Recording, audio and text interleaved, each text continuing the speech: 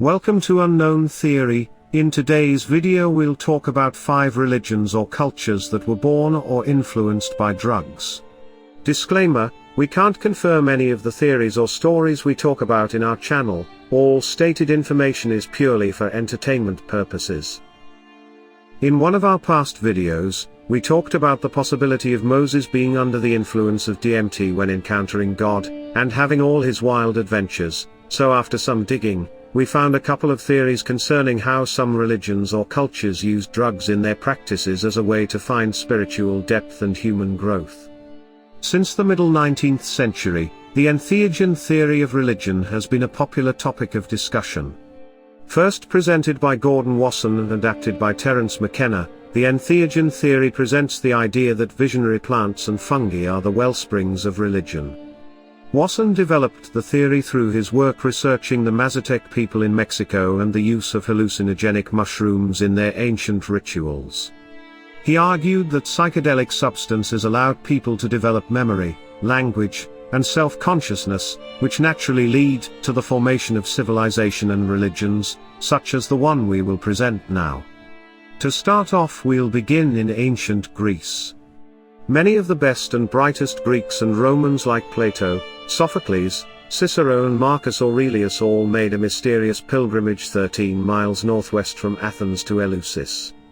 Today it's a small town, Elefgina, but historically it was the spiritual capital of the ancient world.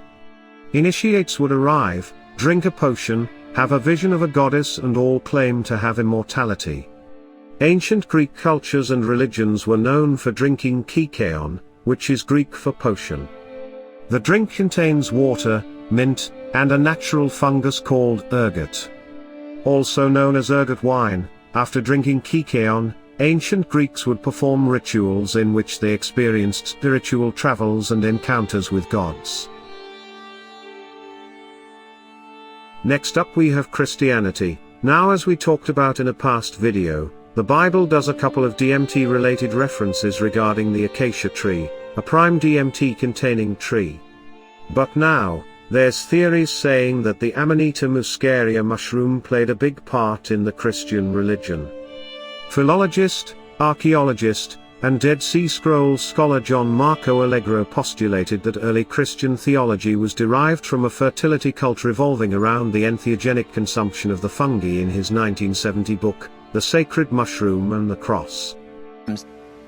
I'm puzzled. Are you really seriously suggesting that Jesus Christ was a mushroom?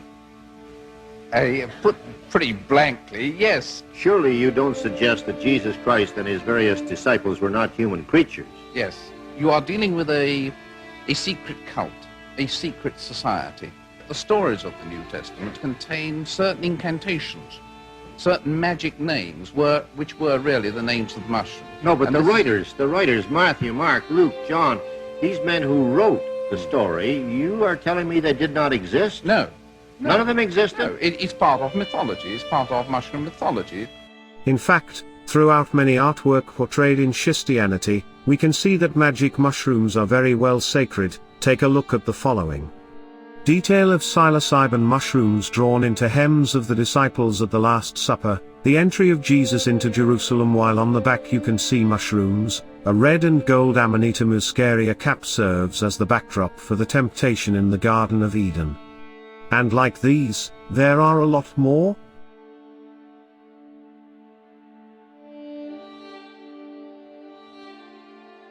Pope Gregory, known as the father of Christian worship, believed that paintings of Bible stories were an essential tool for the education of the faithful who could not read.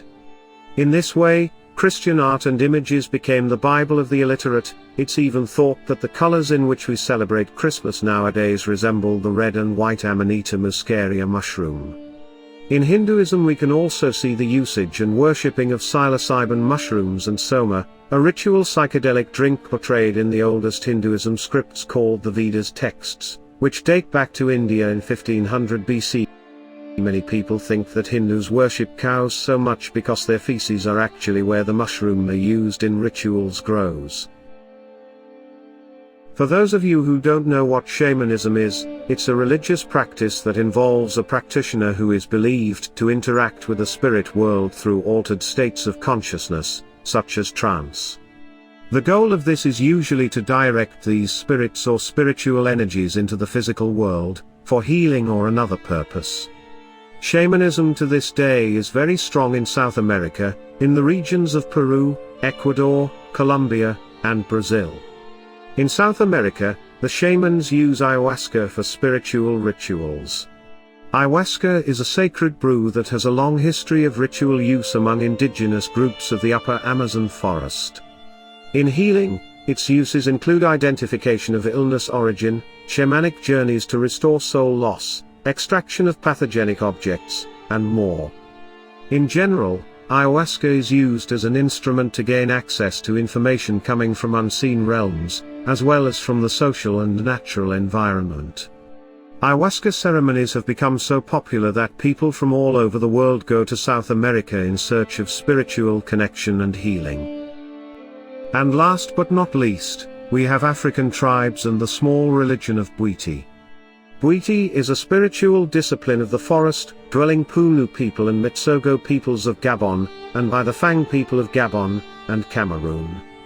Bhuti practitioners use the psychedelic, dissociative root bark of the iboga plant, specially cultivated for the religion, to promote radical spiritual growth, to stabilize community and family structure, to meet religious requirements, and to resolve pathological problems. The root bark has been consumed for hundreds of years in a Bhuti rite of passage ceremony, as well as in initiation rites and acts of healing. While it is a very strong and dangerous drug, preliminary research indicates that it may help counter drug addiction. So after the 5 cultures and religions we showed that have appeared to grow and be very influenced by psychedelics, what's your opinion? We believe that ancient civilizations were greatly influenced by drugs and substances, as we were in a time of discovering new things and even new foods, which is why we don't think this is too crazy. In one future video we will talk about the stoned ape theory, which has to do with mushrooms and the development of humans. Also don't forget to like and subscribe. See you next time.